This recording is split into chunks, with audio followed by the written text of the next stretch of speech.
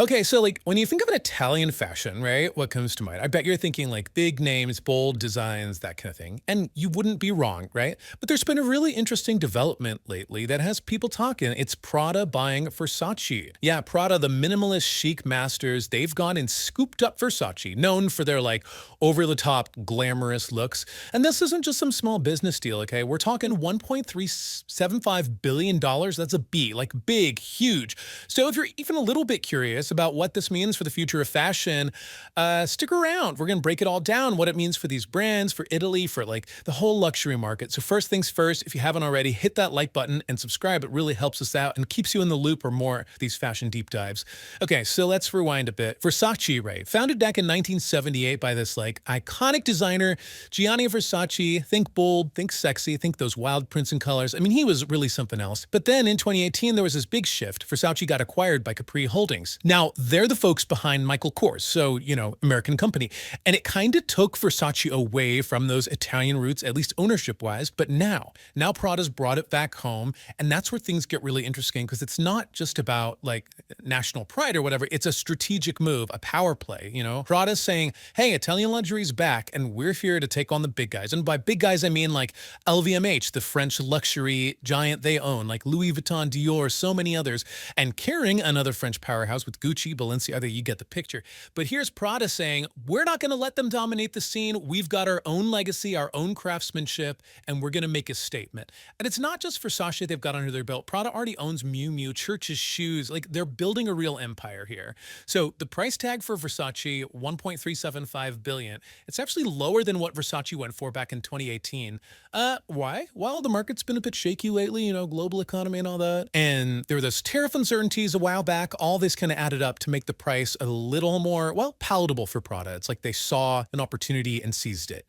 Smart move, right. Now let's talk about the people at the helm. Prada brought in Andrea Guerra as CEO in 2023. He's got a fresh perspective, a new vision for the company. And then there's Patrizio Bertelli, the chairman and co-owner. He's made it very clear that they want to respect Versace's like unique style, that bold, sexy, in-your-face energy, but they also want to make it, reach more people, make it even bigger. And there's this generational shift happening too. Lorenzo Bertelli is part of the Prada family, and he's taking on more and more responsibility. So it's like a blend of experience and new ideas, which could be really interesting to watch.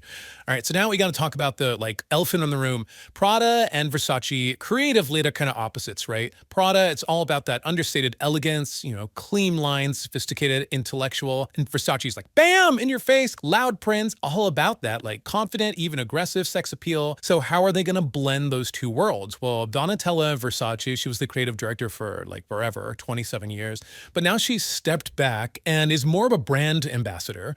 The new creative director is Dario Vitale, and he's got a tough job ahead of him, How do you take these two distinct styles and create something new, something that stays true to both brands, but also pushes them forward? It'll be fascinating to see what he comes up with.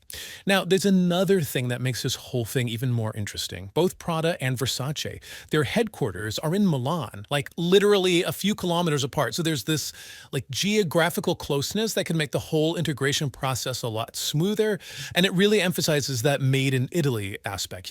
It's a big deal for Italian luxury for sure, because let's be real, a lot of big Italian brands, they're owned by foreign companies now. But this move by Prada, it's a statement, right? It's saying we're keeping Italian craftsmanship alive and kicking, and we're going to make it a global force again. It's about heritage, it's about innovation, and it's about showing the world that Italian luxury is here to stay. And Prada's been doing pretty well lately, which is a good sign. Like in 2024, their revenue jumped up by 17%, hitting 5.4 billion euros. That's impressive, right?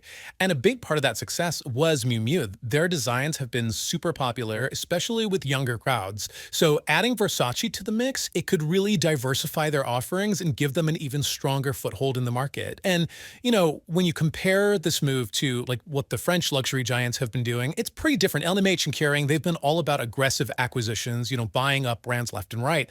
But Italian brands, they tend to focus more on that heritage, that family-run business model. And Prada bringing Versace back to Italian ownership, it kind of emphasizes emphasizes that approach. It's about nurturing those legacies, those family ties within the luxury world. And, the experts are all buzzing about this. They see it as a turning point, a real game changer. It consolidates Italian luxury power, send the message to the competition, and it could even spark more mergers and acquisitions within Italy. Like, what if other brands like Moquewear, Zegna, Brunello Cucinelli, Ferragamo, what if they start thinking, hey, maybe we should team up too? And then there are those independent powerhouses like Armani, Dolce & Gabbana. Will they be influenced by this too? It's a whole new landscape, and it's exciting to see how it's going to unfold. So at the end of the day, this isn't just a business deal. It's a cultural moment, a revival of Italian fashion. It's about taking that made in Italy label and giving it a new energy, a new relevance. Prada's brought Versace home, and together they're poised to shake things up in the luxury world. It's going to be a wild ride, so buckle up and see what happens. And while you're thinking about all that, hit that like button and subscribe to stay tuned for more fashion deep dives. Thanks for listening. We'll be back soon with more exciting stories from the world of style.